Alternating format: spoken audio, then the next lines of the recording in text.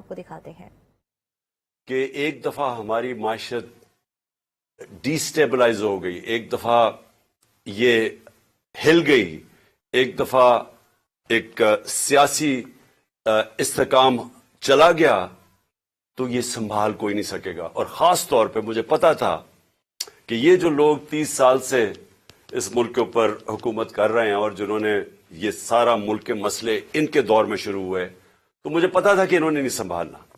تو میں نے اپنی طرف سے پوری جو نیوٹرلز تھے ان کو پوری طرح میں نے آگاہ کیا، اور میں نے پھر سے میں بار بار یہ چیز اس لیے کہتا ہوں کیونکہ یہ ہمیں پتا تھا یہ ہونا ہے۔ اور شوکت ترین کو بھی جو فائنانس منسٹر تھے انہوں نے بھی پوری طرح سمجھانے کی کوشش کی کہ یہ نہیں سنبھلے گی، اور یہ بڑا مشکل سے ہم سنبھال کے بیٹھے ہوئے۔ اور کیوں مشکل تھی میں یہ بھی آپ کو بتا دوں مشکل کیوں تھی۔ اسے کہتے ہیں کموڈٹی سپر سائیکل۔ اس کا مطلب ہے کہ ساری دنیا میں جو انرجی پرائسز ہیں، بجلی، تیل، پٹرول، کوئلہ، یہ ساری دنیا کے اندر ایک دم اوپر چلے گئے۔ کرونا کے بعد جو کہ ایک سپلائی سائڈ کے اندر ڈسرپشن دنیا میں آئی، یعنی جو اس سے نیٹ ورکس ٹوٹے کیونکہ کرونا میں لاک ڈاؤن شروع ہو گئے، تو اس سے جو سب سے بڑا نقصان ہوا کہ جب سپلائیز ٹوٹی انرجی پروڈکٹس کی تو قیمتیں اوپر چلی گئی۔ تو ہم جب آخری دن ہمارے حکومتوں میں تھے تو جو تیل تھا وہ 110 سے 115 ڈالر پہ چلا گیا پر بیرل۔ آج بھی اوپر بھی گیا 70-75 سے لے کے آج 85 پہ ہے۔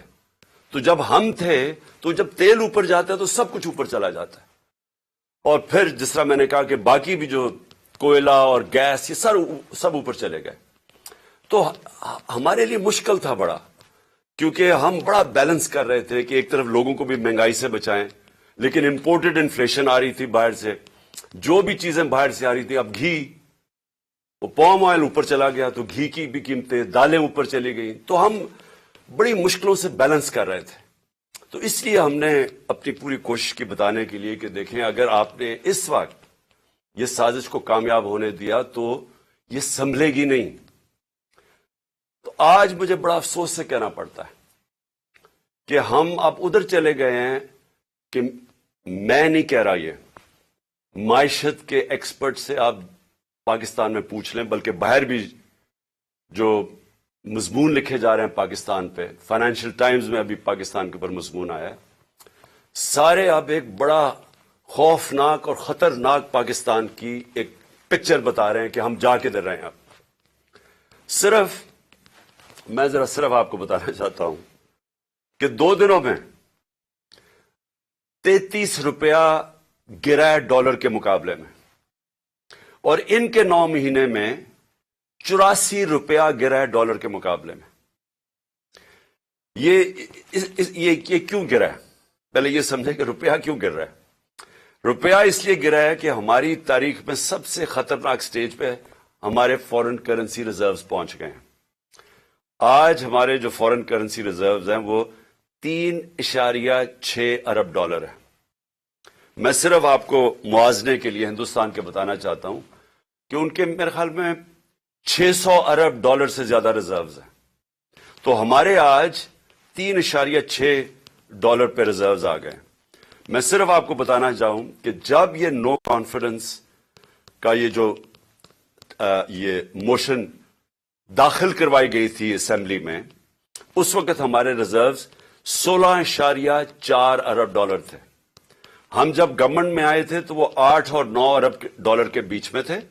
ہم نے ان کو ادھر سے اٹھا کے تو 16.4 ارب ڈالر پہ ہمارے ریزروز تھے جب نو کانفیڈنس دائر ہوا یہ سازش کے تحت۔ تو جب ادھر سے 16.4 سے آج پہنچ گئے 3.6 پہ، اس سے کیا ہوا؟ روپے پہ پریشر پڑنا شروع ہو گیا اور روپیہ گرنا شروع ہو گیا۔ تو یہ میں آج آپ کو بتاؤں کہ ہمارے دور میں یہ بار بار کہتے تھے تباہی کر دی ہم نے، مہنگائی کی تباہی کر دی، اس کے مہنگائی کے اوپر میں بعد میں آتا ہوں، لیکن روپیہ گر رہا ہے۔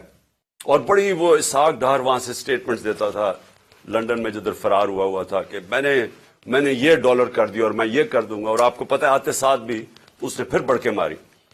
تو وہ جو 84 روپیہ گرا ہے ہمارا ڈالر کے مقابلے میں صرف 9 مہینے میں. اب اس کا اثرات کیا ہے؟ سب سے پہلے تو اس کے اثرات یہ ہیں کہ جو پاکستان میں رہنے والے ہیں، جن کا جینا مرنا پاکستان میں، جن کے روپے میں کماتے ہیں، جو تنخواہ دار ہیں اس ملک کے اندر، ان کے اوپر اب کیا اثر ہوا کہ اگر ان کے بینک میں پیسے پڑے ہوئے تھے تو ایک دم ان کے روپے کی قیمت گرنی شروع ہو گئی. یعنی جو روپیہ خریدتا تھا اس میں اب وہ کم چیزیں خرید سکے گا. لیکن جن کے پیسے باہر لندن میں اور آف شور اکاؤنٹس میں ڈالرز میں پڑے ہوئے ہیں، جنہوں نے بڑی محنت سے چوری کر کے پیسہ ملک سے باہر لے کے گئے ہیں، ان کی دولت میں اضافہ ہو رہا ہے. پاکستانیوں کی دولت میں کمی ہو رہی ہے، ان کی دولت اوپر جا رہی ہے. اور اس لیے میں ایک چیز بار بار کہتا ہوں، اور میں آج آپ سب کو یہ کہنا چاہتا ہوں، میری قوم غور سے میری بات سن رہے، کبھی کسی پارٹی کو ووٹ نہ دو جس کی لیڈرشپ کے پیسے ملک سے باہر پڑے. کیوں؟ کیونکہ اب ان کو کیا فرق پڑ رہا ہے؟ مجھے بتائیں. جو اس وقت ملک کے اوپر مسلط ہے یہ زرداری اور شریف خاندان، ان کو کیا نقصان ہو رہا ہے؟ ان کے تو پیسے باہر پڑے ہیں. ان کے تو ہر یہاں سے جو پیسہ چوری کرتے تھے ہنڈیے والے سے باہر ڈالرز میں، اور جب منگوانا ہو تو پھر کسی پاپڑ والے اور چینی والے کے نام پہ منگوا لیا فیک اکاؤنٹس پہ، اور وہی زرداری نے کیا فیک اکاؤنٹس میں. یہ تو پیسہ اپنا باہر بھیج دیتے ہیں. لانچوں میں ان کے ڈالرز باہر جاتے ہیں، جہاز جاتا تھا تو دبئی جاتا تھا یا باہر چلے جاتے تھے پیسے. ان کے تو باہر پیسے پڑے ہیں. تو اثر کس کو ہو رہا ہے؟ اثر ہماری طرح کے لوگ جو اپنا سب کچھ بیچ کے، جنہوں نے باہر کمائی کی تھی. میں نے جب لندن کا اپنا فلیٹ بیچا تھا تو میں جب اپنا روپے میں وہ پاؤنڈز کو روپے میں لے کے آیا تھا تو 90 روپے کا ایک پاؤنڈ تھا. آج 300 روپے کا پاؤنڈ ہے. تو ہم جو اس سے کیا ہوتا ہے؟ لوگ کیوں پاکستان میں پیسہ لے کے آئیں؟ لوگ باہر رکھیں. کیوں بیرون ملک پاکستانی اب پاکستان میں پیسہ لے کے آئیں؟ کیوں پاکستان میں سرمایہ کاری کریں جب روپیہ گرتا جا رہا ہے؟ وہ ڈالرز میں رکھیں تو ان کو نفع ہونا شروع ہو جاتا ہے. اس کے بہت دور کے نقصانات ہیں پاکستان کو. لیکن میں اب ذرا آپ کو اپنی قوم کو صرف بتانا چاہتا ہوں کہ آپ کے اوپر اب میں خاص طور پہ پاکستان کے تنخواہ دار طبقے سے بات کر رہا ہوں. جو بھی مزدور ہے، دیہڑی دار ہے، پولیس والے ہیں، فوجی ہیں، بیوروکریٹس ہیں، جو تنخواہ پہ گزارا کرتے ہیں، آج آپ سب غور سے سن لیں کہ یہ رجیم چینج کے بعد آپ کے اوپر اب کیا اثرات اس کے آنے والے ہیں. پٹرول جب ہم تھے، میں پھر سے یاد کرا دوں کہ انٹرنیشنل مارکیٹ میں تیل اس وقت $110 کے ارد گرد جا رہا تھا، تھوڑا اوپر تھوڑا نیچے. آج ابھی اوپر گیا ہے انٹرنیشنل مارکیٹ میں تیل، ابھی بھی وہ کو $85 کے قریب ہے. یہ $75 تک آ چکا تھا. لیکن ہمارے وقت پہ کتنا لیٹر بک رہا تھا پٹرول اور ڈیزل؟ 150 روپے لیٹر ہمارے دور میں پٹرول تھا اور 145 روپے ڈیزل بک رہا تھا. آج جو پٹرول اور ڈیزل ہے وہ جب یہ روپیہ گرے گا تو روپے کی گرنے سے یہ اوپر چلا جائے گی اس کی قیمت. تو یہ اس کی قیمت اگر ٹیکسز مزید اور نہ لگائے گئے، 50 روپے لیٹر پٹرول اور 50 روپے لیٹر ڈیزل اوپر جائے گا یہ جو روپیہ گرا ہے. اس کے علاوہ میں چاہتا ہوں ذرا یہ آرام سے چیزیں سنیں آپ، کیونکہ آپ کو پتا ہونا چاہیے کہ آج ہم کھڑے کی طرح. اور یہ جب میں کہتا جا رہا تھا کہ ان کو نہ بلکہ الیکشنز کروا دو، وہ بہتر تھا بجائے کہ یہ لوگ پھر آئیں اور یہ جو صرف ان کا تو مقصد اپنی چوری، اپنے کرپشن کیسز ختم کرنے تھے اور وہ کر لیے انہوں نے. تو یہ عوام کے لیے تو آئے نہیں تھے. عوام کو تو یہ اب جو چھوڑ کے گئے ہیں اب آپ کے سامنے. جب ہم چھوڑ کے گئے تھے تو 12% تھی مہنگائی، انفلیشن، جس کو CPI کہتے ہیں. कंज्यूमर प्राइस इंडेक्स उस वक्त 12% थी, आज वो 35% पे जाएगी। ये जो अब रुपया गिरा है इससे अब ये जाएगी 35% के ऊपर। और जो दूसरी एक और जिसको कहते हैं सेंसिटिव प्राइस इंडेक्स, वो होता है, वो महंगाई वो चीजें होती हैं जो लोगों के इस्तेमाल में, खाने पीने की चीजें, बिजली, गैस, जो आम लोगों को इफेक्ट करती हैं। वो हमारे दौर में हम 16 रुपए छोड़ के गए थे, और ये याद रखें तब कीमतें सबसे ऊपर थी सारी। ये जो घी की इंपोर्ट्स थी, ये एडिबल ऑयल, ये सबसे ऊपर था। तो हम उस पीक के ऊपर थे, तो तब वो 16% थी।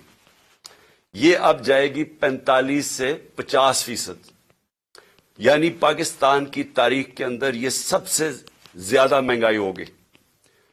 और जो चीजें इंपैक्ट हो, अच्छा इसी दौर में मैं सिर्फ आपको बता दूं, हमारे दौर में 12% महंगाई थी, उस वक्त हिंदुस्तान में 7% थी।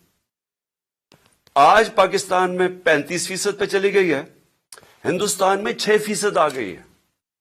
तो वहां महंगाई कम हुई है। क्यों महंगाई कम हुई है? क्योंकि इंटरनेशनल ये जो कमोडिटी सुपर साइकिल है, कीमतें नीचे आ गई हैं। तो वहां 7 से 6% आ गई है, हमारा 12 से 35% पे गई है। तो सारे जो तनख्वाहदार तबके हैं, आप सोच लें कि जब 35% महंगाई होगी, आ गई, मुश्किल वक्त था हमारे दौर में भी, कोरोना का, इंटरनेशनल जो इंपोर्टेड इन्फ्लेशन थी उसके हमारे कंट्रोल में नहीं थी, तो तब वो सारे ऊपर थे। तो अब तो वो नीचे आ रहे हैं, लेकिन पाकिस्तान के अंदर आज महंगाई बढ़ती जा रही है, और फिर से जो तनख्वाहदार तबका है वो सबसे ज्यादा इससे मुतासर होगा। जो मैं आम आदमी की अब बात करता हूं, मैं बाकी लंबी चीजों के ऊपर नहीं जाता, लेकिन मैं सिर्फ एक आम आदमी जिसकी बुनियादी जरूरियात आटा है, एक आम घराना है, जो हमने अंदाजा लगाया है कि एक आम घर है, उसके ऊपर जो अब आटे का खर्चा आएगा, क्योंकि हमारे दौर में आटा था, आटा गया हमारा 60 रुपए, और आज वो गया 150 रुपए पे, यानी तकरीबन 2.5 गुना से भी थोड़ा ज्यादा। तो आटा जो आम लोग, एक हमने अंदाजा लगाया, अब 18,000 रुपया सिर्फ एक घर सिर्फ रोटी लेने पे खर्च करेगा। तो कमाई सिर्फ जाएगी उनकी, जो भी पैसा कमाएंगे, 18,000 रुपया उधर। जो आम आदमी इस्तेमाल करता है, प्याज हमारे दौर में 44 रुपए किलो था, आज वो चला गया 230 रुपए किलो। तो अगर रोटी आ भी गई तो उसके लिए, प्याज के लिए आपके सामने, और मुर्गी दुगनी हो गई। अब बिजली पे आ जाए। देखिए बिजली जो है ना, ये आप समझ जाएं कि ये अब आ गई। जो बिजली के बिल हैं, लोग पहले से शोर मचा रहे थे, हमारे दौर में भी लोग शोर मचा रहे थे, क्योंकि बिजली सबको इफेक्ट करती है। तो हमारे 16 रुपए यूनिट बिजली थी तब, आज 36 रुपए यूनिट है।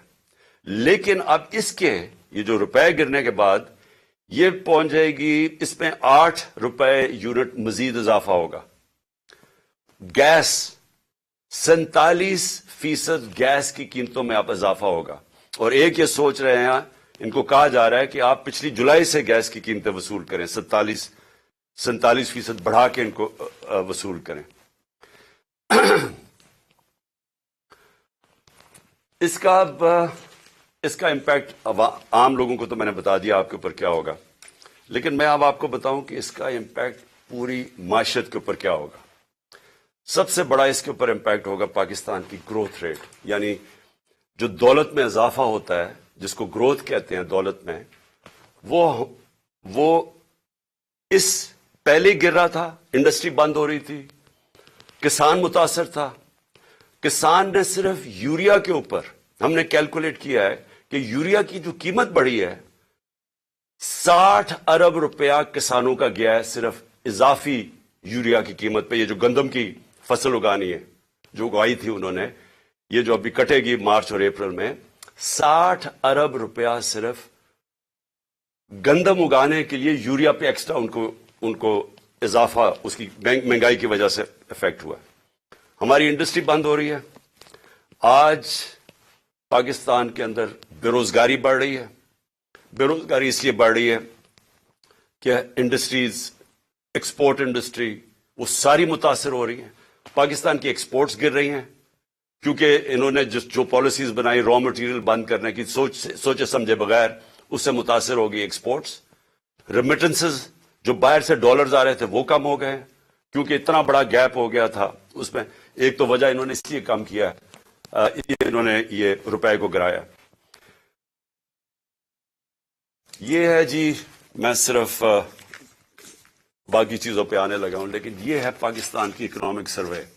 یہ ہر سال گورنمنٹ جو معیشت کے اوپر ایک ڈاکیومنٹ بناتی ہے.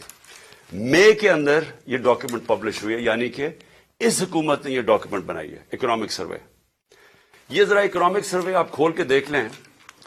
اس میں آپ کو جو چیزیں نظر آئیں گی کہ اپریل میں پاکستان مارچ اپریل میں کدھر کھڑا تھا.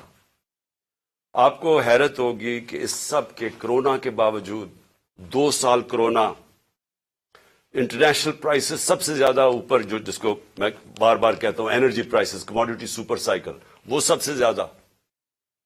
اس کے باوجود اس رپورٹ میں پاکستان کی چوتھے سال میں 6% گروتھ ریٹ ہوئی، 6% پاکستان کی اکانومی بڑھی. آج یہ جو میں آپ کو بتا رہا ہوں یہ 0 سے بھی نیچے چلی جائے گی، یہ منفی میں چلی جائے گی گروتھ ریٹ. ابھی جس طرح انڈسٹری بند ہو رہی ہے، جس طرح کسان متاثر ہو رہا ہے، جس طرح ہماری سروسز امپیکٹ ہو رہی ہے، ساری بزنس سلو ڈاؤن ہے، تو یہ تو بالکل نیچے چلی جائے گی. اس کا کیا امپیکٹ پڑے گا روزگار کے اوپر؟ ہماری ایک نوجوان آبادی ہے. مجھے بڑا فخر تھا کہ ہمارے دور میں 18 لاکھ نوکریاں ہم ہر سال مزید بڑھاتے تھے، اور ہم نے اپنے 3 سال میں 55 لاکھ نوکریاں بڑھائیں. میں پھر سے کہتا ہوں، یہ کرونا کا دور تھا، جب لاک ڈاؤن کا دور تھا، اس میں ہم نے 55 لاکھ نوکریاں بڑھائیں. ابھی صرف ٹیکسٹائل والوں سے پوچھ لو، باقی چیزیں چھوڑیں، صرف ٹیکسٹائل انڈسٹری سے پوچھ لو کہ ان کو کتنا نقصان ہوا ہے، ان کی کتنی زیادہ بے روزگار ہوئے ہیں صرف ٹیکسٹائل ورکرز. ہمارے دور میں ٹیکسٹائل انڈسٹریز کو ورکرز نہیں ملتے تھے، مزدور نہیں ملتے تھے. آج یہ حالات ہے، آپ فیصل آباد جا کے دیکھ لیں تو آپ کو نظر آ جائے گا کہ کس طرح کی بے روزگاری ہے اور مزید آگے آ رہی ہے. یہ جو اسی میں سروے میں ہماری جو لارج اسکیل مینوفیکچرنگ ہے تقریباً 12% تھی. یہ 17 سال کے بعد ہماری انڈسٹری بھی اوپر گئی، ہماری زراعت بھی اوپر گئے، ہماری سروسز انڈسٹریز بھی اوپر گئی. ریکارڈ ٹیکس کلیکشن ہوئی. ہمارے جو جس ریٹ پہ ہمارا ٹیکس بڑھ رہا تھا، یہ بھی ریکارڈ تھا پاکستان میں 6000. یہ اس میں سب کچھ ہے. 6000 ارب روپے سے اوپر ہمارا ٹیکس کلیکشن ہو گئی. تو ہر چیز جب اوپر جا رہی تھی جب یہ چینج آیا. اب میں اس کی ذرا آپ کو اگلی چیز بتاتا ہوں کہ اب ہم ملک جا کس طرف رہا ہے. میں اس لیے یہ کہنا چاہتا ہوں کہ مجھے اب سب سے پہلے تو خوف آ رہا ہے کہ جب میں نے پہلے بات کی تھی کہ یہ جب معیشت نیچے چلی جائے گی اور ان کے ہوتے نیچے جائے گی، کیونکہ اسحاق ڈار جب 99 میں جب چھوڑ کے گیا تھا معیشت، تو تب بھی وہ لائف سپورٹ مشین پہ تھی، اور اس کے بعد 2018 میں بھی وہ بری طرح چھوڑ کے گیا تھا، ایکسپورٹس میں کوئی اضافہ نہیں تھا. اور اب آ کے اس نے وہاں لے گیا کہ پاکستان کی نیشنل سیکیورٹی کو خطرہ ہے. میں اس لیے یہ کہہ رہا ہوں کہ جن لوگوں نے اب بیل آؤٹ کرنا ہے پاکستان کو، اس میں سے جو نکالیں گے، جو ہم اب ان سے بھیک مانگیں گے، کیونکہ ہماری آمدنی کی اب تو ہے ہی نہیں. جدھر سے ہم نے ڈالر کمانے تھے وہ تو نیچے جا رہے ہیں، ریمیٹنسز، اور اگر ایکسپورٹس نیچے جا رہی ہے تو ہمارے تو ڈالر کم ہو رہے ہیں. تو اب ہم نے کسی سے ہاتھ پھیلا کے جو بھی مدد مانگیں گے، یہ یاد رکھیں کہ وہ ایک قیمت مانگیں گے. خدا نہ خواستہ وہ اس طرف نہ جائیں جو اب سری لنکا کو انہوں نے کہا کہ 50% اپنی فوج کم کرو. مصر کو بھی IMF نے کہا کہ اپنے فوج کے خرچے کم کرو. تو جو بھی اب بیل آؤٹ کرے گا وہ اب کنڈیشنز دے گا. تو پہلی تو کنڈیشنز میں نے آپ کو بتا دی کہ ابھی انہوں نے مزید اور ٹیکسز لگانے ہیں کیونکہ ہماری ٹیکس کلیکشن گر گئی ہے. 400 ارب روپے کے ٹیکسز لگانے ہیں تو وہ بھی مہنگائی پیدا کرے گا.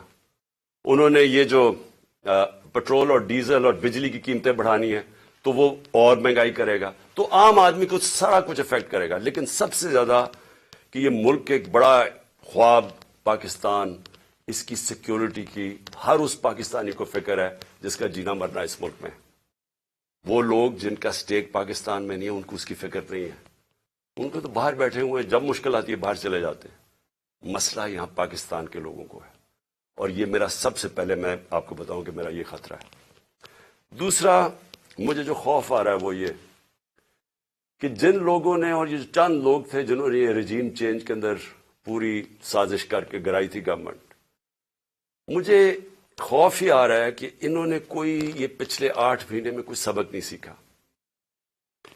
بجائے یہ جلدی ریئلائز کرتے کہ یہ غلطی ہو گئی ہے، اور یہ غلطی ٹھیک کرنے کا تو صرف ایک ہی طریقہ تھا جو میں پہلے دن سے کہہ رہا تھا جب ہماری گورنمنٹ گرائی، کہ صاف اور شفاف الیکشن کروا دیں. اس کے علاوہ تو کوئی دوسرا طریقہ نہیں تھا. بجائے اس طرف جانے کے مزید اور پاکستان کو دلدل میں ہم نیچے جاتا جا رہا ہے. کیسے ہو یہ رہا ہے کہ عوام کے خوف سے کہ عوام نے اب سوال پوچھنے ہیں. اب سارے تنخواہ دار طبقہ، مزدور، کسان سب اب سوال پوچھیں گے کہ یہ جو آپ سازش کے تحت ان لوگوں کو اوپر لے کے آئے تھے، کون ذمہ دار تھے اس کے؟ قوم سوال پوچھے گی. تو اس کے منہ بند کرنے کے لیے اب ساری حرکتیں ہو رہی ہیں. بجائے یہ کہ وہ قوم کو فیصلہ کرنے دے کون کس کو وہ لانا چاہتے ہیں، ایک جمہوری طریقے سے، ایک صاف الیکشن سے وہ قوم الیکٹ کر لے وہ لوگوں کو جس کو بھی وہ لے کے آئے، اور وہ اس کو مینڈیٹ دے کہ ہمیں اب اس مشکل وقت سے نکالیں. الٹا دوسری طرف نکل گئے ہیں. جو اس وقت طاقتور لوگ پیچھے بیٹھے ہوئے ہیں، مجھے خوف آ رہا ہے کہ وہ پاکستان کو کدھر لے کے جا رہے ہیں. سب سے پہلے وہ پاکستان کی جمہوریت کو تباہ کرنے پہ تلے ہوئے ہیں. ہر حرکت ابھی یہ کی جا رہی ہے کہ ملک کو ایک فیشزم کی طرف، ایک خوف اور ہراساں پھیلایا جا رہا ہے. یہ میں پچھلے 7 مہینے سے دیکھ رہا ہوں. میں بار بار کہتا ہوں کہ میں نے جنرل مشرف کا مارشل لاء دیکھا.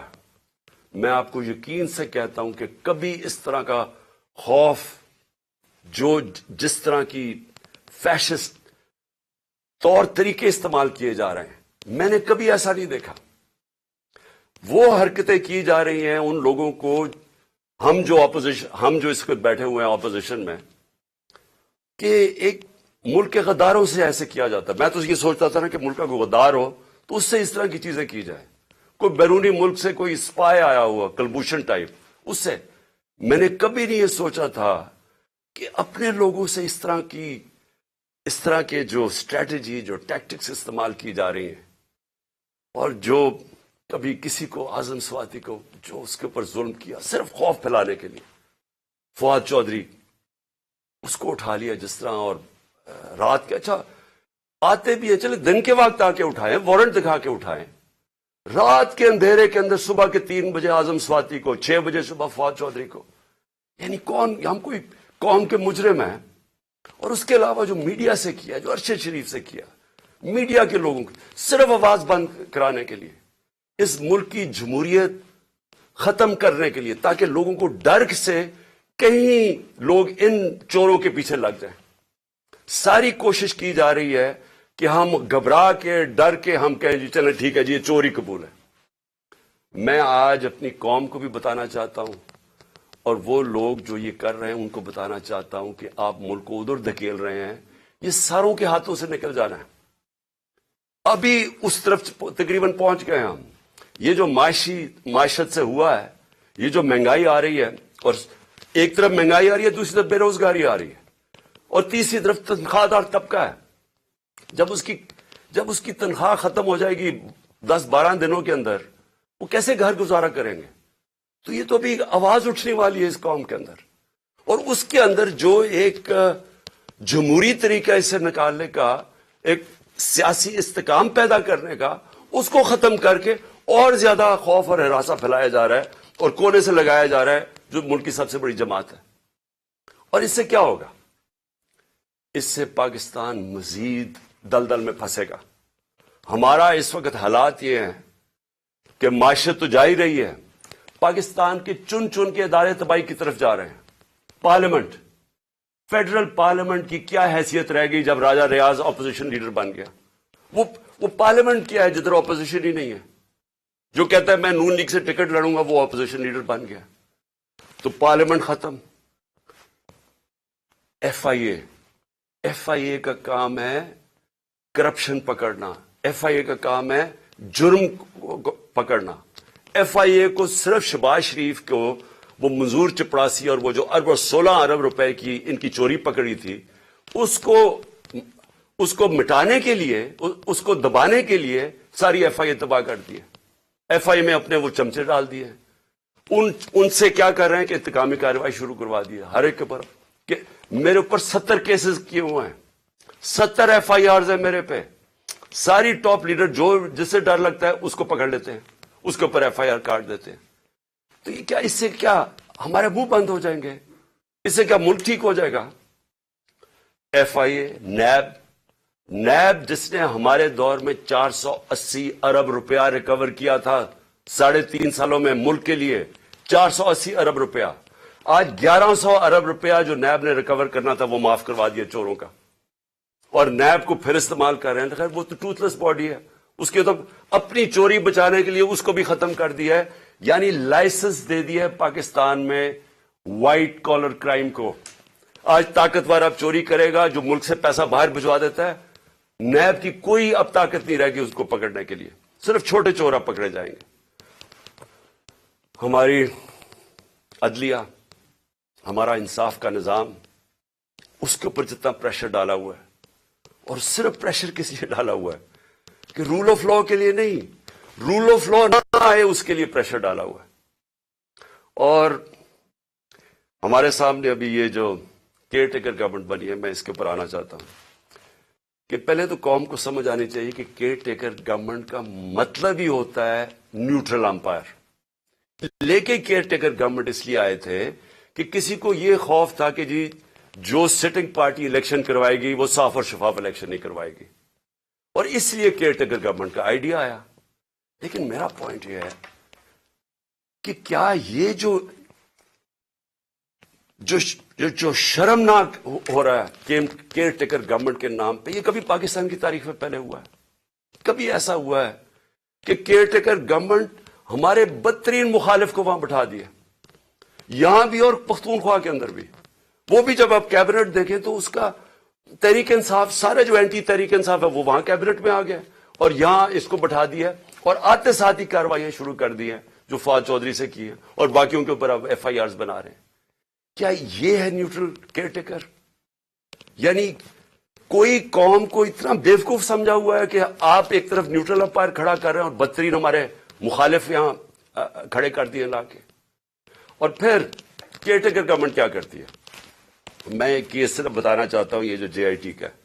اب جے آئی ٹی بنی تھی, میں پہلے بھی اس کے اوپر بات کر چکا ہوں.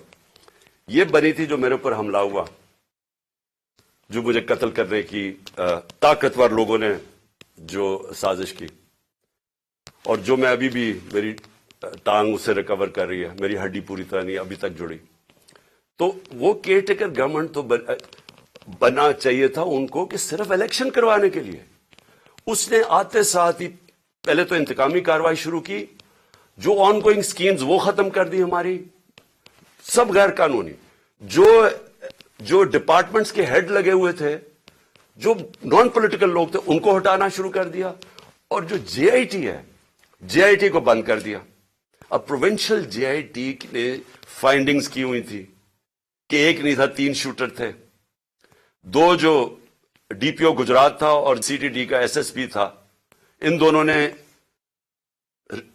پروونس کی جے آئی ٹی کی پروونس کی پولیس نے منع کر دیا کہ جی ہم اپنے فون بھی نہیں دکھاتے جن سے انہوں نے تصویریں لی تھی, اس کا ویڈیو بنائی تھی, جو شوٹر تھا ندیم. اور جب انہوں نے یہ ثابت کر دیا 3 شوٹر ہیں, تو وہ ساری جو پورا بنایا ہوا تھا طاقتور لوگوں نے بیانیہ, وہ ختم ہو گیا. تو یہ ضروری تھا کہ طاقتور لوگ سب سے پہلے جو اس حکومت کے پیچھے ہیں کہ جے آئی ٹی کو ختم کریں. اب جے آئی ٹی کا جو انہوں نے ایک اینٹی کرپشن کا آدمی لے کے آئے, ندیم سرور, اس نے کیا کیا ہے, اس نے آتے ساتھ ہی سسپینڈ کر دیا جو انویسٹیگیٹنگ آفیسر تھا, اور سارا جو جے آئی ٹی کا ریکارڈ ہے وہ سیل کر دیا. کس چیز کا ڈر ہے؟ میں یہ سوال پوچھتا ہوں کہ اگر کسی نے کوئی غلط کام نہیں کیا تو ان کو ڈر کس چیز کا ہے؟ آخر ایک سب سے بڑی پارٹی کے ہیڈ ایکس پرائم منسٹر کو قتل کرنے کی کوشش کی گئی ہے. یہ انویسٹیگیشن کیوں بند کی جا رہی ہے؟ آپ چیلنج کر سکتے ہیں بعد میں جب جے آئی ٹی کا رزلٹ آئے تو عدالت میں پیش ہو رہا ہے تو اس کے اوپر پوری دوسری طرف کی سائڈ کی آ سکتی ہے. لیکن انویسٹیگیشن کیوں بند کر رہے ہیں؟ کیوں اتنا خوف زدہ ہے؟ اور میں آج اپنی ساری قوم کو یہ بتانا چاہتا ہوں کہ دیکھیں، مجھے جب پہلی دفعہ پتا چلا جب ہماری گورنمنٹ ہٹائی گئی تو مجھے پتا چلا کہ مجھے قتل کرنے کی سازش ہوئی ہے. میں نے ویڈیو بنا کے باہر بھیج دی. 4 لوگ تھے بند کمروں میں جنہوں نے فیصلہ کیا مجھے قتل کرنے کا، اور میں نے بتا دیا اور پبلک جلسے میں بتایا کہ یہ میں نے کر دیا اور اگر مجھے کچھ ہوگا تو یہ ویڈیو ریلیز ہو جائے گی. اس کی وجہ سے وہ پیچھے ہٹ گئے. اگلا انہوں نے پلان بی بنایا، دینی انتہا پسند کے نام پہ مجھے قتل کیا جائے. وہ بھی مجھے پتا چل گیا. میں نے تب جا کے 2 پبلک جلسوں کے اندر بتایا کہ یہ کرنے لگے ہیں. پہلے انہوں نے ویڈیو بنائی، پھر میرے اوپر پوری سازش کی، پوری کیمپین بنائی کہ جی اس نے توہین کر دیا مذہب کی. وہ پوری سازش چلی اور اس کے بعد میں نے پہلے بتایا اور پھر انہوں نے تقریباً کامیاب ہو گئے تھے. تو اللہ کا کرم ہے، بچانے والا، زندگی دینے والا. اب یہ تیسرا پلان سی بنا ہے. آصف زرداری اس کے پیچھے ہے. کرپشن کا پیسہ اس کے پاس بے تحاشا ہے. سندھ حکومت سے یہ باقاعدہ سندھ حکومت سے جو پیسہ لوٹتا ہے وہ یا الیکشن کے اوپر لگا دیتا ہے یا سینٹ کے الیکشن میں ایم پیز کو خریدنے پہ لگا دیتا ہے. Chairman Tehreek Insaf Imran Khan video link کے ذریعے خطاب کر رہے ہیں. ان کی جانب سے گفتگو کرتے ہوئے کہا گیا کہ ملک کے معاشی مسائل پر آج بات کرنا چاہتا ہوں. ہمیں پتا تھا کہ کیا حالات ہونے والے ہیں، اس لیے بار بار کہا جا رہا تھا کہ اس قسم کے حالات نہ پیدا کیے جائیں اور پھر فور الیکشن کرا دیے جائیں. اگر وقت پر الیکشن ہو جاتے تو آج پاکستان کی عوام کے ساتھ یہ نہیں ہو رہا ہوتا. روپے کی گرتی قدر نے ہر چیز کو متاثر کیا ہے. جو لوگ کہتے تھے کہ ڈالر کی قیمت 200 تک لے کر رہیں گے، آج ان کو کہتا ہوں کہ کہاں گئے ان کے دعوے. آج غریب آدمی کے لیے دال روٹی کھانا بھی مشکل ہو چکا ہے. چیئرمین تحریک انصاف کی جانب سے یہ بھی کہا گیا ہے کہ ہمارا ہمسایہ ملک بھارت اسی خطے میں واقع ہے لیکن وہ ترقی کر رہا ہے. لیکن میں تو بند میں نہیں ہوں گا، لیکن مجھے کچھ ہوا تو ساری قوم کو پتا ہونا چاہیے کہ کون لوگ تھے جنہوں نے یہ کروایا، تاکہ میری قوم ان کو معاف نہ کرے، یہ انجوائے نہ کر سکے اس کے بعد زندگی. تو میں اس لیے ان کے نام لکھیں. لیکن میں اور اب آخر میں جو چیز کہنا چاہتا ہوں یہ دیکھیں، اس وقت جو سب سے یہ جو فیشزم، جمہوریت کی تباہی، پارلیمنٹ کی تباہی، اداروں کی تباہی، صرف ایک مقصد کے لیے کہ ان کی چوری چھپ جائے، ان چوروں کی، اور کسی طرح عمران خان اور تحریک انصاف کو ہرایا جائے یا عمران خان کو راستے سے ہٹایا جائے. تو یہ سب کچھ اس ملک کو تباہی کی طرف دھکیل رہے ہیں ایک ہی وجہ سے. خوف یہ ہے کہ کہیں پتہ نہ چل جائے کہ جو اصل سازش کی جن لوگوں نے یہ جو سب کچھ کیا ہے وہ اس کو بچانے کے لیے اب یہ ساری ایک غلطی کر کے بجائے وہ غلطی ٹھیک کریں، مزید اور غلطیاں ہوتی جا رہی ہیں. میں جو آخر میں اپنی عدلیہ سے اور اپنی عوام سے 2 چیزیں کہنا چاہتا ہوں. اپنی عدلیہ سے، ساری قوم آپ کی طرف دیکھ رہی ہے. یہ پاکستان کے ڈیفائننگ مومنٹس ہیں. یہ وہ ایک قوم کی تاریخ میں فیصلہ کن وقت آ جاتا ہے جب ہر کوئی بے نقاب ہو جاتا ہے. یہ 8-9 مہینے کے اندر بہت لوگ بے نقاب ہوئے ہیں. وہ لوگ جو صحافت میں تھے، جو اداروں میں بیٹھے ہوئے تھے، سیاستدان، سب بے نقاب ہو گئے. سب سے پہلے تو یہ شکر ہے قوم کو پتا چل گیا کہ اسحاق ڈار اور شہباز شریف، وہ پنجاب سپیڈ اصل میں کیا تھی وہ اشتہاروں میں تھی، اور اسحاق ڈار کتنا بڑا جینیس وہ سب کو پتا چل گیا. لیکن اس وقت یہ عدلیہ کا بہت بڑا امتحان ہے. ہم سب آپ کی طرف دیکھ رہے ہیں. یہ ٹائم ہے آپ کو اس ملک کی جمہوریت اور ہمارے فنڈامنٹل رائٹس کو بچانا. جس طرح کی کیئر ٹیکر گورنمنٹ بنائی گئی ہے یہ توہین ہے اس قوم کی، یہ ہماری آئین کی توہین ہے. یعنی ایسے لوگوں کو بٹھا دیے لا کے، یہ کیسے نیوٹرل ہو گئے جو آپ کے بدترین دشمنوں کو اوپر لا کے بٹھا دیا. اور پھر الیکشن نہیں ہو رہا ہے. آئین بڑا کلیئر ہے کہ 90 دن میں الیکشن ہونے ہیں, اس میں کوئی گنجائش نہیں, اور جو نہیں کرواتا آرٹیکل 6, یہ سیدھا سیدھا ہے. تو اس سٹیج کے اوپر یہ گورنمنٹ پوری طرح کوشش کر رہی ہے کہ الیکشن نہ ہو. ان کو کوئی فکر نہیں ہے جمہوریت اور آئین کی, ان کو صرف پڑی ہوئی ہے کہ ان کی کسی طرح ڈرے ہوئے ہیں الیکشن سے, عوام سے ڈرے ہوئے ہیں, اور ان سے بچنے کے لیے ان کو کوئی فکر نہیں ہے کہ عوام کی مینڈیٹ کیا ہوتا ہے, ان کو کوئی فکر نہیں ہے کہ آئین کیا ہوتا ہے, رول آف لا کیا ہوتا ہے, ان کو کوئی فکر نہیں ہے. پیسہ بچانا ہے انہوں نے, اور انہوں نے, میں آج آپ کو کہہ رہا ہوں, جیسے ہی مشکل وقت آ گیا باہر بھاگ جائیں گے ملک سے, کیونکہ ان کے سٹیکس پاکستان میں نہیں ہیں. تو جن کے سٹیکس پاکستان میں ہیں, میں اپنی عدلیہ سے کہنا چاہتا ہوں کہ ہم آپ کی طرف دیکھ رہے ہیں. دونوں ملک کے آئین کو بھی پروٹیکٹ کریں, ہمارے فنڈامنٹل رائٹس کو پروٹیکٹ کریں. اگر آپ اس وقت نہیں کریں گے تو یہ ڈسینڈ ہو رہا ہے, تقریباً بنانا ریپبلک کی طرف چلا گیا, جو جس طرح کی 7 مہینے میں نے پاکستان میں حرکتیں دیکھی, بنانا ریپبلک کی طرف تقریباً پہنچ گیا. اور دوسرا, میں اپنی عوام کو کہنا چاہتا ہوں کہ دیکھیں, آپ کے لیے یہ اب ایک فائنل آزادی کی جنگ ہے, حقیقی آزادی کی. اس وقت خوف پھیلایا جا رہا ہے کہ جی فلانے کو پکڑ لیں گے, یہ پکڑ لیں گے, جو بھی کر دیں گے. دیکھیں, یہ جو خوف کی غلامی ہے, یہ بدترین غلامی ہے. سارے دنیا کے فرعون جو آئے ہیں وہ خوف کی وجہ سے لوگوں کو غلام بناتے تھے, اور جب بھی خوف کا بت ٹوٹتا تھا لوگ آزاد ہو جاتے تھے. لیکن لوگوں کو جدوجہد کرنی پڑتی ہے, گھر بیٹھے بیٹھے آزادی نہیں ملتی. آپ کو سب کو تیار ہونا پڑے گا جدوجہد کرنے کا. میں آپ کو اپنی طرف سے بتا دوں کہ جب تک میں زندہ ہوں, میں اس سسٹم کا, کرپٹ سسٹم کا, ان چوروں کا, جو بھی مجھے غلام بنانے کی کوشش کرے گا, میں اپنی ملک کی اور اپنی آزادی کے لیے لڑوں گا, آخری سانس اور آخری گیند تک لڑوں گا. لیکن میں اپنی قوم کو آج کہنا چاہتا ہوں کہ دیکھیں, تاریخ کے اندر یہ کبھی کبھی ایسے وقت آتے ہیں کہ آپ اپنے آپ کو آزاد کر لیں. آپ اگر اس کو چپ کر کے بیٹھ کے, اور جس طرح کا یہ ظلم کا نظام بنتا جا رہا ہے اور مزید ظلم بڑھتے جائیں گے, جس طرح ٹائم گزرے گا, انہوں نے اور زیادہ ظلم کے ذریعے آپ کو غلام بنانا ہے. جس طرح آپ اپنی آزادی کے لیے اور اپنے حقوق کے لیے کھڑے ہوتے جائیں گے, اللہ کی مدد آپ کے اوپر آئے گی. جہاد ہے ہی انصاف کے لیے جدوجہد کرنا, اس کو جہاد کہتے ہیں, اور یہ اللہ نے ہمارے پہ سب پہ فرض کیا ہے. تو میں یہاں آپ سب کو آج اپیل کر رہا ہوں آپ کے لیے کہ آپ نے آنے والے دنوں میں جس طرح کہ یہ ہمیں کوشش کر رہے ہیں کہ عوام کی آواز بند کرنے کی, ہمیں غلام بنانے کی, آپ نے جدوجہد کے لیے تیار رہنا ہے. میں انشاءاللہ پھر سے آپ کو بتا دوں کہ میں اس کے لیے پوری طرح تیار ہوں. میں آخری دم تک کھڑا ہوں گا, اور آپ نے اس ملک کے مستقبل کو بچانے کے لیے آپ نے کھڑے ہونا ہے. معیشت کا آپ نے دیکھ لیا حالات, آپ نے دیکھ لیے کہ یہ جس طرح کی مہنگائی, 50 سال میں ایسی مہنگائی نہیں آئی جو اب آئی ہے, اور مزید ابھی اور آگے آئے گی.